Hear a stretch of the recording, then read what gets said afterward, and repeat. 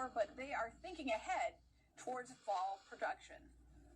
So I guess we go through the hot sun through the summer until we start to threaten the fall TV schedule, right, which still makes a lot of money for the broadcast networks, and they start to freak out and they, push Ted Sarandos and the rest of them back to the table. As of late, studios are not budging, and Netflix CEO Ted Sarandos says the streaming giant could weather the writer's strike. So stay with us. We will be following this story and bringing that ends up backing the financial system. Do you think that the government has done enough to handle this crisis? As far as rhetoric goes and assuring individual depositors, no, I don't. People will accept an explanation, at least many people will accept an explanation that is forthright and that is coherent and speaks to the facts of the situation. And I don't think I've really heard that from anyone at the Fed. They say that the banking system is safe. That's what they always say. But there haven't really been any concrete exposition about what the problems are and how they might be solved and how they might be made better. Let's look at Regional Bank Western Alliance. Their shares are down now 75% since the start of the year. Other regional banks are in a similar situation. Can they overcome this and convince investors that they're still viable? I think they can. Part of it is, time, confidence. You're going to get a very much a reaction from, and it's been cascading from Silicon Valley Bank back in March. That is a confidence problem. So there is another issue which is not really talked about very much, but that is that some of the loss in bank stock value, bank shares, are of course short sellers on the market, because this is a place where you're going to get very rapid movement and potentially very large profits. But again, that's not the basic problem. The basic problem is one of confidence, and I think it's one that the government has to address for the banking system as a whole. Confidence problem, and sometimes the government does need to step in. Joseph Trevisani, senior analyst at FX Street. It's always great hearing your analysis. Thank you. You don't know, do you? You can do the math. We need to. You don't know, do you, Mr. Secretary? So we're 13% of If you know, why won't you tell me? If we went to zero, that would be 13%. You don't know, do you? You just want us to spend $50 trillion, and you don't have the slightest idea whether it's going to reduce world temperatures. Kennedy also addressed the funding disparity for different types of energy in the DOE budget. The senator pointed out the 38% increase in funding for so-called green energy, only 2% for fossil fuels, and a reduction in funding for nuclear energy by 12%. This is from your website, okay? Nuclear power is the most reliable energy source, and it's not even close. Kennedy called for investment in all forms of energy to make all of them cheaper, more available, and cleaner. Senator Bill Hagerty also addressed the lack of Department of Energy funding for nuclear energy. This administration seems to be more focused on pouring billions of taxpayer dollars into wind and solar when we have a serious situation where China controls a lot of the natural resources and a lot of the supplies there.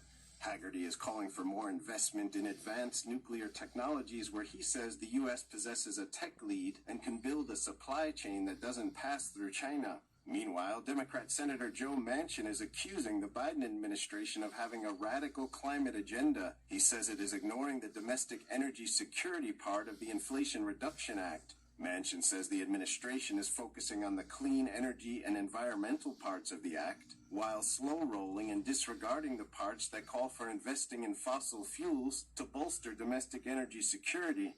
I will do everything I can in my power to prevent that from happening. The senator says that includes voting to repeal his own bill. Senator Joe Manchin was one of the Inflation Reduction Act's sponsors, along with Senator Chuck Schumer. The White House did not immediately return a request for comment on Manchin's allegation that the Biden administration is failing to implement the energy security provisions of the Inflation Reduction Act as written, and on his threat to repeal the legislation. Daniel Monahan, NTD News.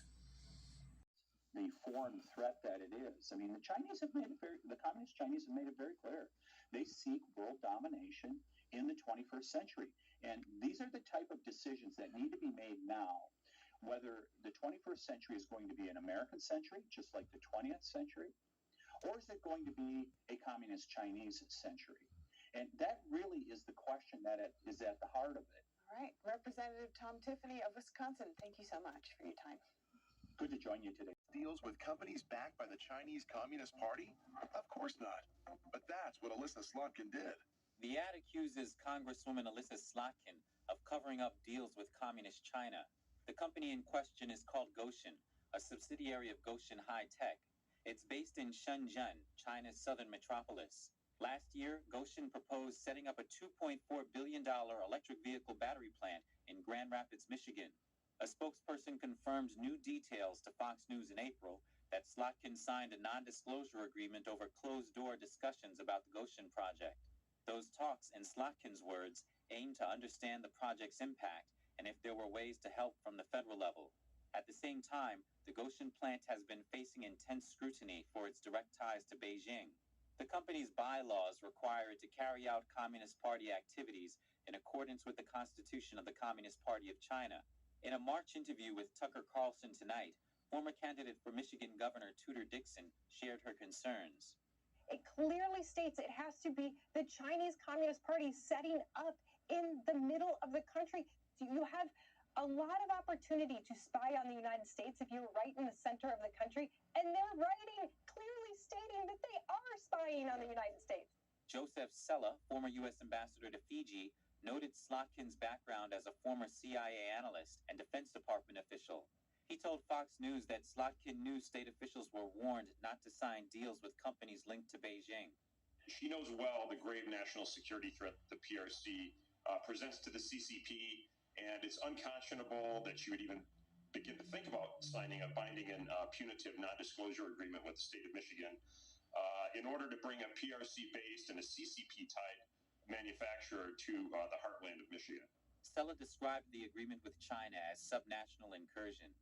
They're a national security threat, and it's a toe on the door for future espionage operations to happen, as we've seen in the last couple of weeks with the 6 police stations that were found and the 40 police agents of the PRC and the CCP that were arrested in New York. Slotkin's office declined to comment further on the non-disclosure deal. Meanwhile, Michigan Governor Gretchen Whitmer has pushed for $715 million in incentives for the Goshen proposal. That plan includes $175 million in taxpayer funds, greenlit by a Michigan Senate committee last month, plus a 30-year tax break estimated at $540 million. The funding is part of the Biden administration's efforts to bring electric vehicle production back to America. And Goshen isn't the only beneficiary in Michigan.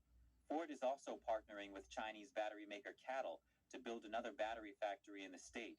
That project is on track to get nearly $1 billion under the Inflation Reduction Act, since the plant will be owned by a U.S. company. Altogether, the 2 battery plants will garner close to $2 billion in subsidies from the state of Michigan. Peter Hoekstra, former U.S. ambassador to the Netherlands, sounded a warning about the proposals. He said the U.S. is enriching China's battery industry at the expense of opportunities for American companies and for companies in allied nations. I think there are lots of people in America. There are lots of people and companies in countries that are allied with us, whether it's in Europe, whether it's Korea or Japan or Australia, that are more than willing to put together proposals to take advantage of that $1 to $2 billion. Grade school on Wednesday. That was Serbia's worst shooting in 10 years. Of course, we're going to follow this story as it continues to unfold. In Guatemala, where 250 residents were evacuated as the volcanic peak known as the Volcano of Fire erupts, sending a red-hot sea of rock and ash down toward the lower areas. Footage showed police blocking roads toward the volcano and first responders arriving. Firefighters said residents were taken to shelters. Guatemala's disaster agency said the volcano had been emitting ash clouds that could affect as many as 100,000 people in the communities around the peak. The 12,300-foot high volcano fire is one of the most active in Central America.